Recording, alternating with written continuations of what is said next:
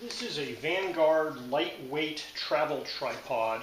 It's the VEO 3GO 204CB G2.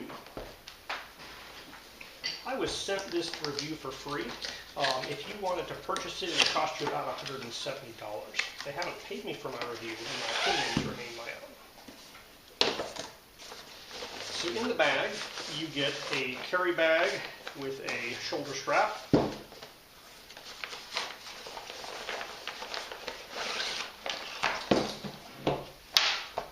And inside the bag is the tripod, along with a bag of accessories. So this is a relatively standard reverse folding style tripod. It has 3 legs that will lock into position, and you can push these little clips to move them to different angles. So kind of that's the tallest or acutest angle, and then you can pop it all the way out so that it's more of a base than a tripod here, where it's going to be like that. So each of these legs has 3 extensions there. So you have a total of 4 rods with 3 of these adapters. Twist to tighten.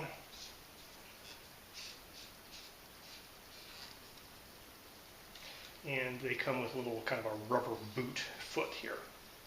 So on the upper support, you can extend it 1 unit. You can also adjust this to drop it, so you could have this be directly at the top of the tripod legs there.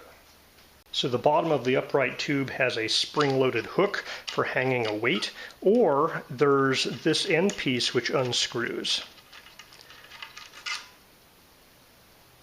Now when you unscrew that end piece, that will allow you to remove the upright tube, reverse it, and put it in through here. So in that configuration, you can hang a camera below the tripod if you need a super low angle. So it comes with this ball head. You can flip it down 90 degrees or adjust it a bit here. And it has an Arca style clamp mount. They include this base plate. It's a 1/4 by 20 Arca plate. So there's 2 little screws here that fit into these grooves. So once you put this plate in and you tighten it up a little bit, it can slide, but it won't come out if it gets a little bit loose. So when you fully tighten it, it's locked in there. If it gets a little bit loose, it can slide around, but it's captive, and you have to pull this pretty far out to be able to lift that out.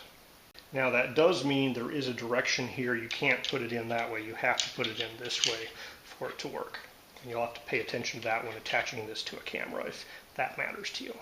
Now there is a bubble level on the top of the ball head here. It's kind of a little bit hidden by the plate and would certainly be hidden if you put a camera on top of it. So you're pretty much going to have to level this before you put your photography equipment on top.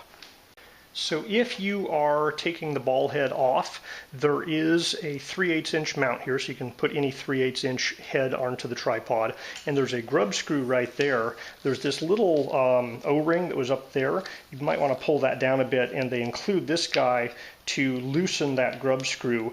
And then when you put something else on, you can tighten it to keep it from rotating. They also include a 1/4 inch to 3/8 adapter that you can screw into the bottom of this ball head, and so you could use that ball head on a 1/4 inch tripod if you wanted to. Alright, so the entire tripod with the ball head weighs just about exactly 2 pounds here. It's like 1 pound 15 ounces. It's 0.87 kilograms. So the big key here is that 13.5 inch stowed height and less than 2 pound weight. Now one nice thing about this setup is this ball head fits within that 13.5 inches. So the bag they give you is significantly longer than this 13.5 inches. So even if you put a taller or bigger head on it, you'd still have room to get it in the carry bag. So the one feature this particular tripod does not have, which the version 2 of it has, is that you cannot unscrew one leg and convert it to a monopod. So that's the one tripod feature that this particular version doesn't have. So it also includes 2 cell phone accessories. So there's this little Bluetooth remote control. It's a CR2032 battery. Then you just pull that thing out and turn it on with the switch. It has a separate button for iOS and Android. Nice thing about this is they include a clip-on mount that'll clip to the leg of the tripod. And then there's the cell phone holder. So it's a standard pinch your cell phone from the side holder, has a 1/4x20 socket there. It also has this little leg so that if you're holding your cell phone up, you can use it to kind of prop the cell phone in a particular orientation, like just on a table. So that's just an added feature of that particular bracket. So these 2 features here feel like they were kind of purchased separately and thrown in the bag. They don't really meet the same quality and workmanship of the rest of the tripod. They're perfectly functional. If you're using a cell phone for all your filming, you might use them. But you can buy, better cell phone clamps and nicer Bluetooth remotes. The fact that it has this bracket that snaps it directly to the diameter of the upper tripod legs is the nice little bit about the provided one here. So it feels pretty tight. It's quite grippy there. I don't have any questions about holding my cell phone as long as you're not slinging that tripod all over the place. On my particular phone, I have to offset it so it doesn't make my volume button get pushed. So this little prop it up feature kind of works. It tilts off to one side. You can also use it vertically like that. It is a travel tripod and it folds down small, but the big trade-off here is the height. So top of the ball head here is right at 52 inches. This is the highest it gets. So 52 inches is pretty reasonable for a lot of things, but there's a lot of tripods that'll get you higher up to 6 feet. So you're trading off the space and weight there for the height. So it's lightweight, kind of bounces around when you drop it, but the carbon fiber legs are very stiff and rigid. They say 6.6 pounds max weight. It sure feels like you could put 10 pounds on that with no problem. I think maybe the falling over top heaviness would be a bigger issue than the actual strength of the legs.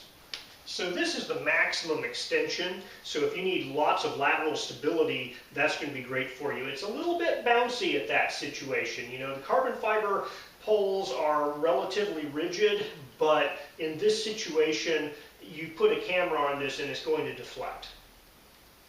But it's not going to fall over.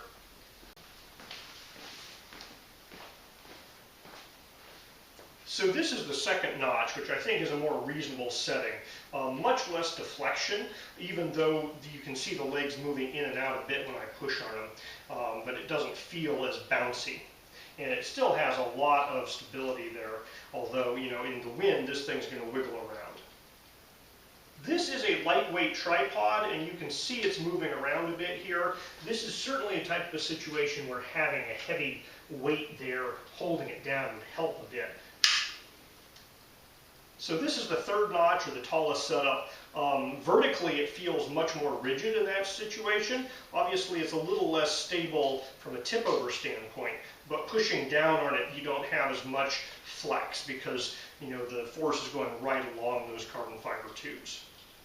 Now the manual covers a couple of different models, and some of these accessories are not included in this package, so you don't have the low angle adapter, and 2 of these Allen keys aren't included. Also, you do not get any turf points. It doesn't look like these little rubber plug-on legs come off. They seem to be glued on, so I think you're not going to be able to screw an external turf point into this. I think you get the rubber ends and that's what you live with. And I'm pretty impressed with this bag. It is kind of a thick double layer. It has, not exactly rubber, but some type of a padding layer, like an insulation layer inside of it. And so it feels very high-end. It also feels very protective. Has this little string there, and you can see there's extra room in there for extra accessories or taller head or anything like that you need to get in here.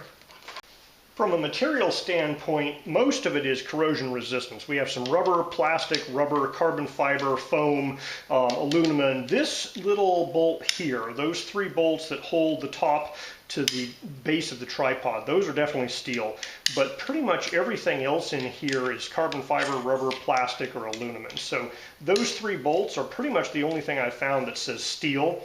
This guy here feels like stainless. That is a stainless thing. That looks like an aluminum rivet. So I think you could probably even replace those guys with stainless steel versions if you needed to. All right, so all in all, very capable mini travel tripod. It's big enough to replace regular tripods for many things. It's certainly flexible enough to work at a tabletop level, no problems.